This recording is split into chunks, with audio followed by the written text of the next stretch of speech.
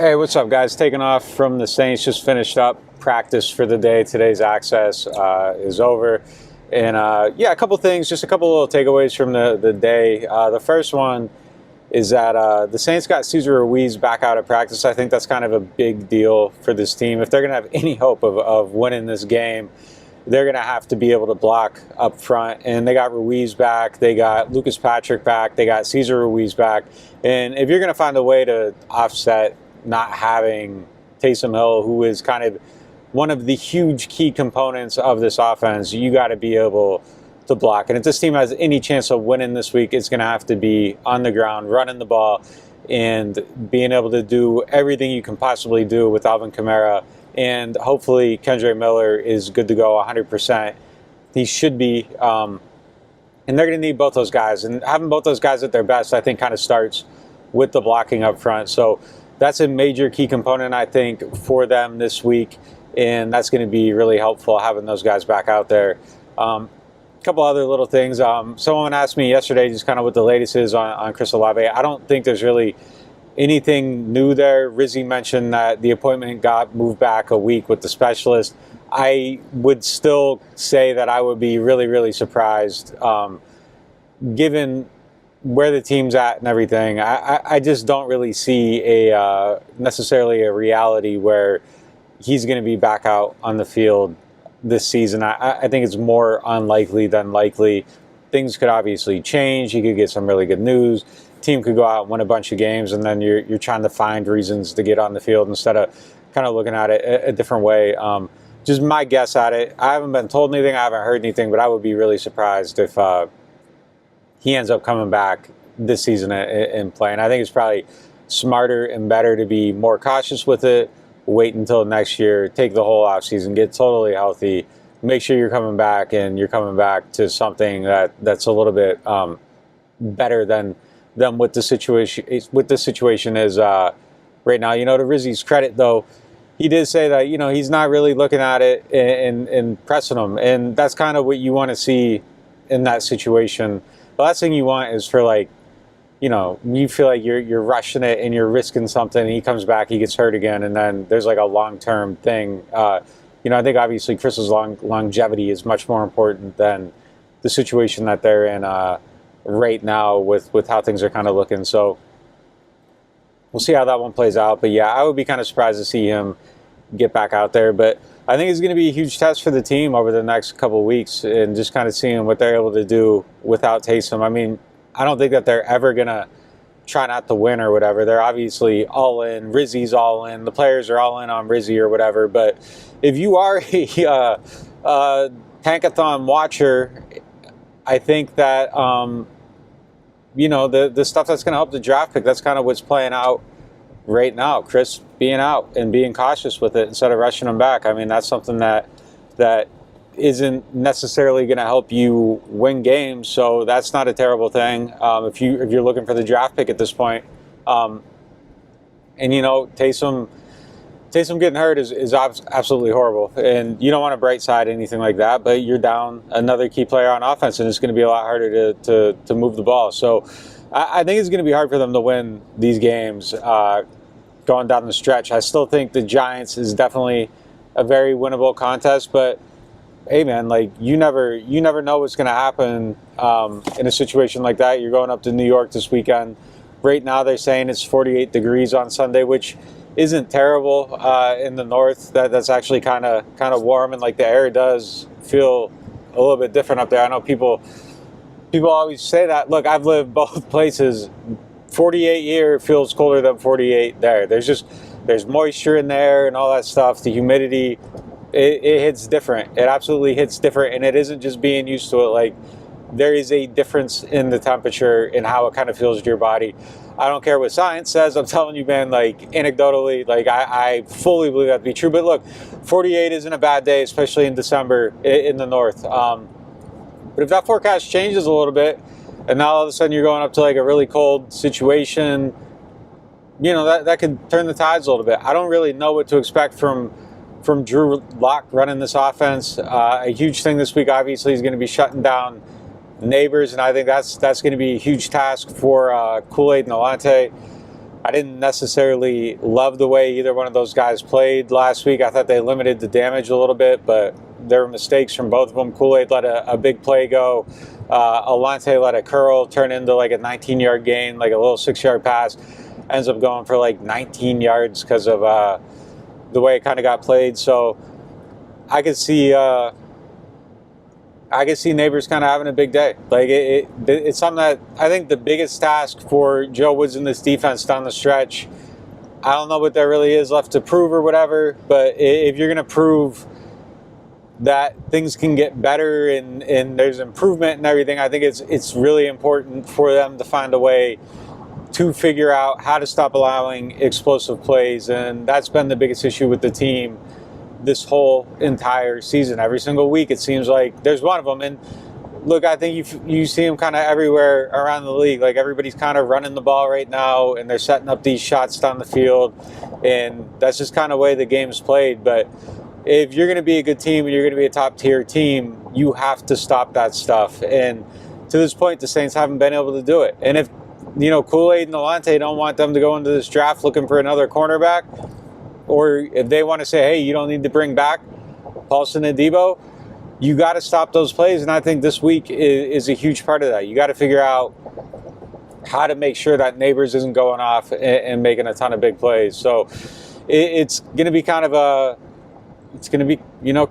really important part of this game, I think, is just showing that you can do that and this guy isn't going to kill you. And then you got to turn around and do it again against the Commanders. And then you got to turn around and do it again against the Packers. And I think the factor fiction aspect of like what this secondary is going to be, what these cornerbacks are going to be, I think a really big part of that is going to be showing that you can stop these explosive plays. And if those two can like show they can play and that they can be this and it isn't a huge issue and that they can be your corners, I feel a lot better about the future of this team. But right now, if I'm just being totally honest, like I feel uncertain about the cornerbacks in general. I don't feel great about kind of what we've seen since Marshawn and Debo have gone out. I think Olave was playing really, really good in the slot. And I still like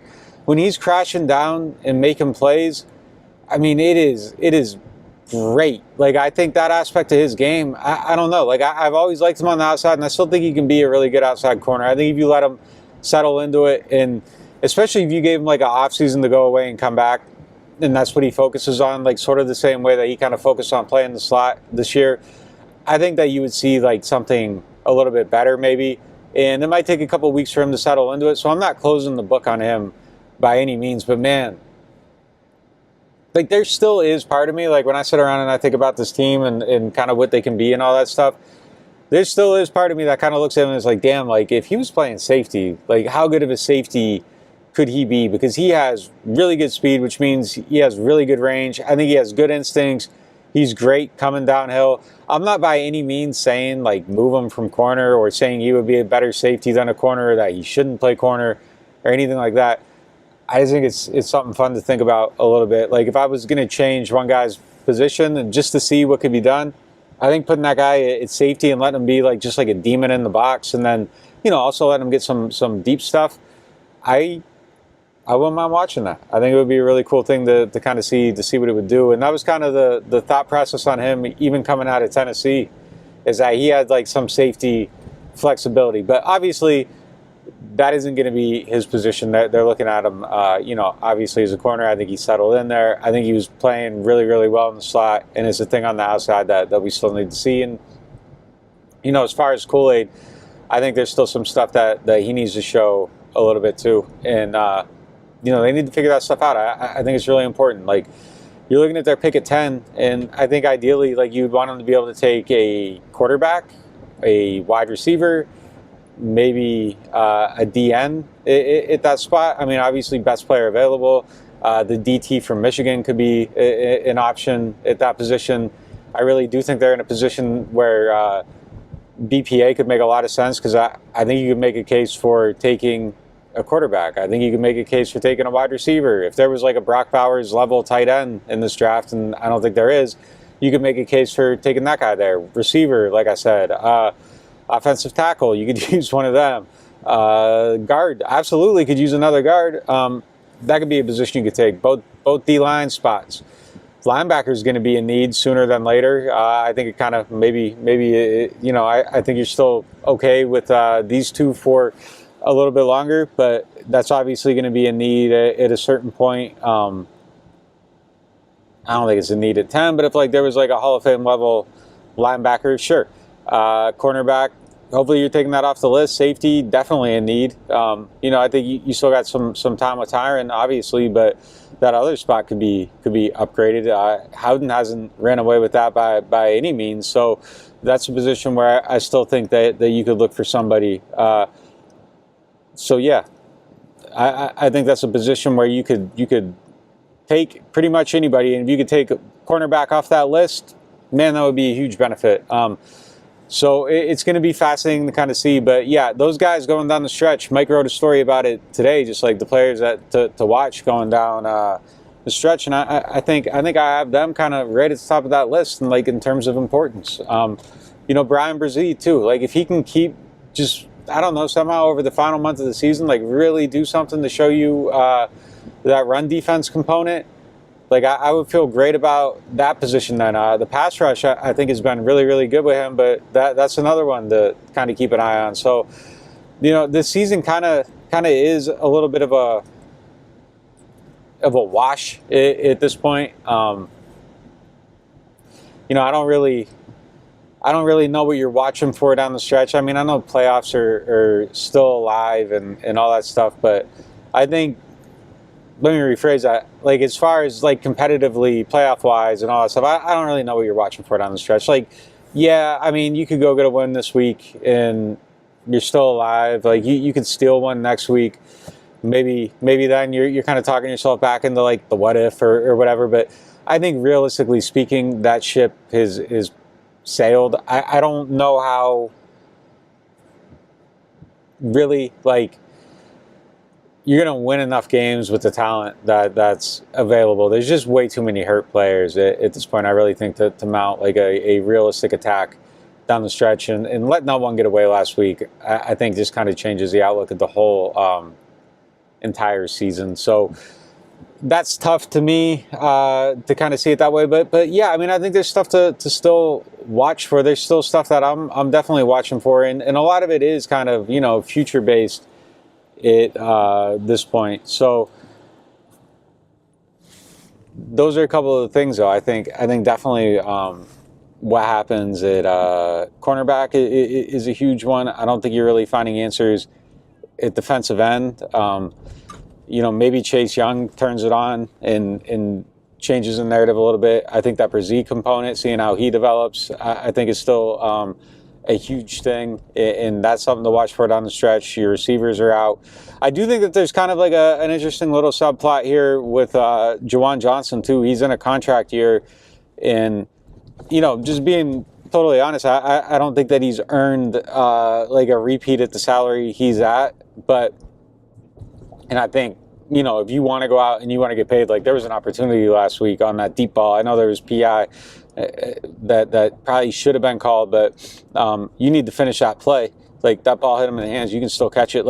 But I think there's low key like a decent opportunity for him to step up over these next few weeks with all the injuries at wide receiver, and just to show that you can go out and you can do this, and you can carry the weight a little bit. And I think that's how you earn that next contract at a decent salary. He could still be brought back. But I think there's dollars on the table for him, and I think the opportunity is there for him to really kind of do something. So that would be another place where I think you could see a little bit of a step up and maybe see somebody chase something, and that would be kind of interesting to watch too. But I'm not necessarily betting on that at this point. I think like when the plays are there, like he's made them, but I don't know that he's went out and said, hey, damn it, get the ball to me. And it was close on that last play of the game, too. He was getting open at the end of that route. It just took a little bit too long for that to happen. So, that's another one, too. That's another spot where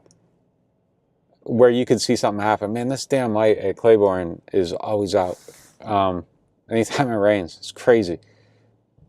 But yeah, I mean that's a spot where I think you could see something happen down the stretch. So it would be kind of interesting to see that, see how he plays down the stretch. I don't really have anyone else like that I necessarily got circled like that. Like as far as key pieces to the future that can show something. Like I think we kind of know what Pete Werner is.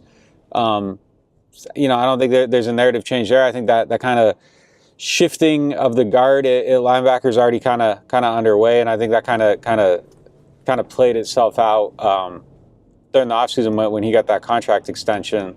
But I don't know if there's really any other subplots with the young guys, and that's kind of where we're at with this. Other than that, it's kind of future looking a little bit. I already started playing with the mock draft machines a little bit, kind of starting to see where that one can fall into place. Kind of looking, starting to look a little bit at some of the coaching candidates and who could be out there, reaching out to see what people think about this job and all that. I mean, people generally, I think the patience of the organization, as frustrating as it can be to me, to you, to all of us, I think that patience of the organization to kind of give something a fair chance to play out. Like I actually think, in some of the feedback I'm getting, I actually think people see that as a positive, in that if you come to this situation, there's a pretty good chance that you'll get a fair shake at turning it around. Because I think people kind of look at it like it's probably a couple years to rebuild it if things go right. If you wanted to preserve it, I think that there's like a core of players that you could probably patch in some guys and potentially make that playoff run next year. Is it worth it to do it? I think if you're doing it the right way, as people have told me that, they would probably start over. But it is going to be interesting to see how those philosophies align with the people in the front office with who they're bringing in too. Obviously I think everybody would need to be on the same page to some degree. I don't think that a full-on teardown is really possible because of the way the cap's set up. So there will kind of be an element of, the quote-unquote competitive rebuild.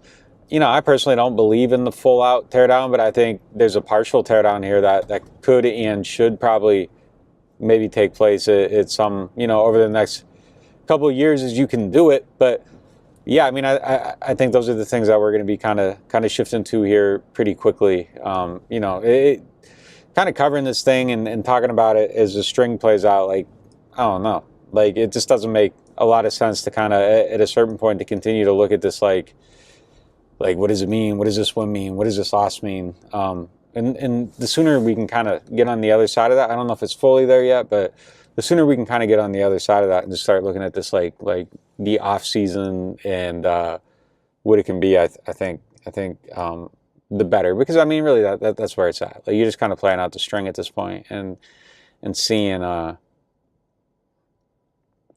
the chips fall.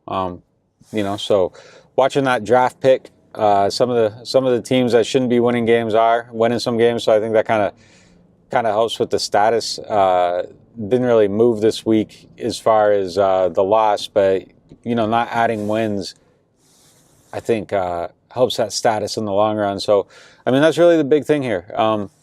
Obviously they'll never tank, they'll never do anything like that, but just kind of seeing how that comes together, I think is going to be probably one of the more interesting aspects of this season. So the final stretch of this season. So yeah, I don't know.